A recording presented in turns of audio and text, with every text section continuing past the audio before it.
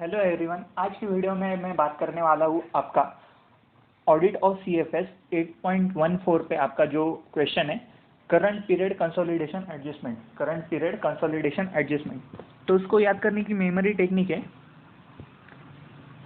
CPA FSA UDIN, CPCA FSA UDIN, CPCA FSA UDIN, CPCA FSA UDIN।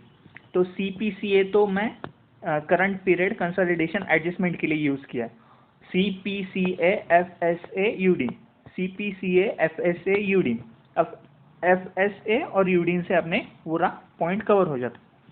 तो F से अपने को याद करना है foreign component. In case of foreign component adjustment करना है उनका फॉरेन का गैप और अपने गैप के साथ मैच करना है।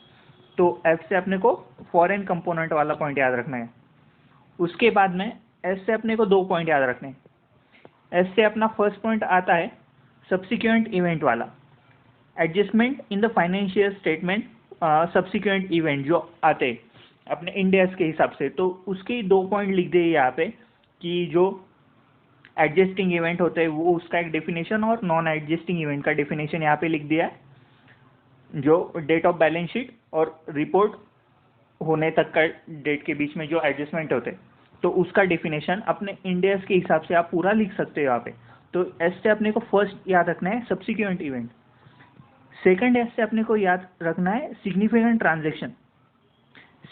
ट्रांजैक्शन और other event occurring between the date of components balance sheet and not already recognise in it financial statement and the date of auditor's report on the group consolidation statement when the financial statement of the component to be used for consolidation are not drawn up to the same balance sheet date as that of parent। तो significant transaction अपने को याद रखना है S से। तो S से अपने को दो पॉइंट याद रखने हैं, सब्सिक्वेंट इवेंट अपने इंडियाज के हिसाब से पूरे दोनों डेफिनेशन लिख देना है यहाँ पे, एडजस्टिंग इवेंट के और नॉन एडजस्टिंग इवेंट के, और सिग्निफिकेंट ट्रांजैक्शन। उसके बाद में ए से अपने को याद रखने का है अकाउंटिंग पॉलिसी।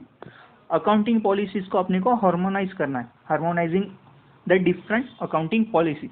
ए से अपने को अकाउंटिंग पॉलिसी वाला पॉइंट याद है। उसके बाद में यू से अपने को अनरियलाइज प्रॉफिट वाला पॉइंट याद रखना है, unrealise inter group profit on asset acquired transfer from to other subsidiary. तो अनरियलाइज से अपने को यू से अपने को अनरियलाइज वाला पॉइंट याद रखना है। उसके बाद में डी से अपने को याद रखना है डेफर टैक्स। अब अनरियलाइज प्रॉफिट के बाद उसके ऊपर का जो टैक्स है उसका एडजस्टमेंट। अब ये दोनों पॉइंट इंटरलिंक भी कर सकते हैं। तो अनरियलाइज प्रॉफिट और उसके ऊपर का tax, defer tax on unrealise inter company profit elimination in accordance with the Ind AS 12। तो इसका प्रॉफिट और इसका टैक्स ये दोनों पॉइंट अपने इंटरलिंक हो जाते हैं। उसके बाद में UD आई से अपने को याद रखने के फिर से दो पॉइंट, एक इंटरेस्ट वाला और इंडेप्टनेस वाला, IN है वो। तो इंटरेस्ट और इंडेप्टनेस, तो ये दोनों पॉइंट अपने को याद रखने हैं, इंटर ग्रुप इंटरेस्ट पेड और रिसीव्ड और इंटर ग्रुप इंडेप्टनेस। तो आप CPCA FSA UDIN, CPCA FSA UDIN, CPCA FSA UDIN, CPCA FSA UDIN से आप सारे पॉइंट याद कर सकते हो। CPCA current period consolidation adjustment, F से फॉरेन कंपोनेंट वाला, S से दो पॉइंट याद रखने के, सब्सिक्वेंट इवेंट वाला और सिग्निफिकेंट ट्रांजैक्शन वाला। A से अपने को अकाउंटिंग पॉलिसी हार्मोनाइज करना है। U से अपने को अनरियलाइज प्रॉफिट वाला पॉइंट याद रखना है। D से अपने को अनरियलाइज प्रॉफिट का जो डेफर टैक्स है वो पॉइंट याद रखना है। और IN से अपने को फिर से दो पॉइंट याद रखने हैं, इंटरेस्ट पेड वाला और इंडेप्टनेस वाला। तो CPCA FSA UDIN से आप पूरे सारे पॉइंट याद कर सकते हो ये क्वेश्चन के।